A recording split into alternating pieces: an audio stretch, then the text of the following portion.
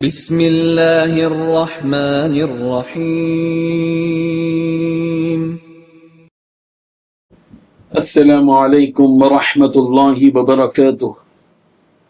الحمد للہ وکفی وسلام علی عبادہ الذین اصطفی، اما بعد۔ حاضرین و ناظرین، یہ درس حدیث نمبر 92 ہے، 92، اور آج کا عنوان ہے ہر انسان کے دل میں اچھے خیالات ڈالنے والا فرشتہ اور وساوس ڈالنے والا شیطان مقرر ہوتا ہے۔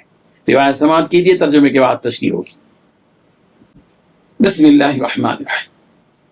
عن ابن مسعود رضی اللہ عنہ قال قال رسول اللہ صلی اللہ علیہ وسلم ان للشیطان لمة بابن آدم وللملك لمة، فأما لمة الشيطان فإيعاد بالشر وتكذيب بالحق، وأما لمة الملك فإيعاد بالخير وتصديق بالحق، فمن وجد ذلك فليعلم أنه من الله فليحمد الله، ومن وجد الأخرى فليتعوذ بالله من الشيطان الرجيم، ثم قرأ الشيطان يعدكم الفقر ويأمركم بالفحشاء، رواہ الترمذی۔ ترجمہ یہ ہے، حضرت ابن مسعود رضی اللہ عنہ بیان کرتے ہیں، رسول رحمت صلی اللہ علیہ وسلم نے ارشاد فرمایا، شیطان ابن آدم کے دل میں خیال ڈالتا ہے اور فرشتہ بھی خیال ڈالتا ہے۔ رہا شیطان کا وسوسہ ڈالنا تو وہ شر اور حق کے جھٹلانے کا وعدہ دیتا ہے، رہا فرشتے کا خیال ڈالنا تو وہ خیر اور تصدیق حق کا وعدہ دیتا ہے۔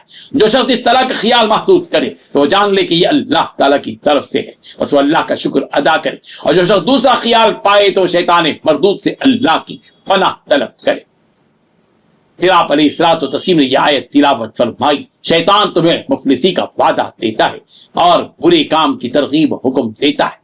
اس حدیث میں 8 باتیں بتلائی گئی ہیں۔ پہلی بات، شیطان ابن آدم کے دل میں خیال ڈالتا ہے۔ دوسری بات، فرشتہ بھی خیال ڈالتا ہے۔ تیسری بات، رہا شیطان کا وسوسہ ڈالنا تو وہ شر اور حق کو جھٹلانے کا وعدہ کرتا ہے۔ چوتھی بات، رہا فرشتے کا خیال ڈالنا تو وہ خیر اور حق کی تصدیق کا وعدہ دیتا ہے۔ پانچویں بات، جو شخص اس طرح کا خیال محسوس کرے تو وہ جان لے کہ یہ اللہ تبارک و تعالیٰ کی طرف سے ہے۔ چھٹی بات، پھر پس وہ اللہ کا شکر ادا کرے۔ ساتویں بات، جو شخص دوسرا خیال پائے تو وہ شیطان مردود سے اللہ کی پناہ طلب کرے۔ آٹھویں بات، پھر رسول رحمت صلی اللہ علیہ وسلم نے یہ آیت تلاوت فرمائی، الشیطان یعدکم الفقر ویأمرکم بالفحشاء، سورۃ البقرہ آیت نمبر 268۔ ترجمہ یوں ہے، شیطان تمہیں مفلسی کا وعدہ دیتا ہے اور برے کاموں کی ترغیب دیتا ہے اور اس کا حکم دیتا ہے۔